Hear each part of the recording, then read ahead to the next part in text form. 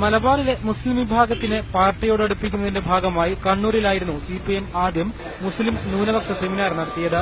മുസ്ലിം സ്ത്രീകളുടെ പങ്കാളിത്തം കൊണ്ട് ശ്രദ്ധേയമായ സെമിനാറിൽ നമസ്കാര കുപ്പായവും പായയും വിതരണം ചെയ്തിരുന്നു. ഇതിന് സമാനമാണ് കാസർഗോഡ് നടന്ന സെമിനാറും. സ്ത്രീകൾക്കും പുരുഷന്മാർക്കുമുള്ള ഇരിപ്പിടങ്ങൾക്കിടയിൽ പ്രത്യേകം മറ സ്ഥാപിച്ച രൂപത്തിലാണ് വേദി ഒരുക്കിയിരുന്നത്. വിപ്ലവഗാനത്തിന് പകരം സെമിനാറിലുടനീളം മാപ്പിളപ്പാട്ടായിരുന്നു.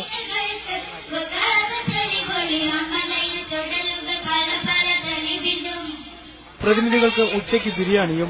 മലബാറിലെ മുസ്ലിം വിഭാഗത്തിന്റെ സാമ്രാജ്യത്വ വിരുദ്ധ പോരാട്ടങ്ങളെയും ജന്മിത്വ വിരുദ്ധ സമരങ്ങളെയും എടുത്തുകാട്ടുന്നതായിരുന്നു സെമിനാർ. സിപിഎം പോളിറ്റ് ബ്യൂറോ അംഗം കോടിയേരി ബാലകൃഷ്ണൻ സെമിനാർ ഉദ്ഘാടനം ചെയ്തു. മുസ്ലിങ്ങൾ മഹാഭൂരിപക്ഷം കോൺഗ്രസിനകത്തായിരുന്നു. എന്നാൽ ഇന്ന് ഇന്ത്യയിലെ മുസ്ലിങ്ങൾ മഹാഭൂരിപക്ഷം കോൺഗ്രസിന്റെ കൂടെയല്ല.